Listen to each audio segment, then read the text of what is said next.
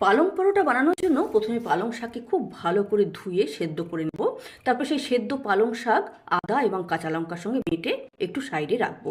এখানে 1 বাটি আটা, তাতে সামান্য নুন, সামান্য জোয়ান, 2 চামচ তেল এবং সেই পালং পাতা যে বেটে রেখেছিলাম পেস্ট করে সেটাকে দিয়ে খুব সুন্দর করে একটা সফট ডো বানিয়ে আধ ঘন্টার জন্য রেস্টে রাখবো।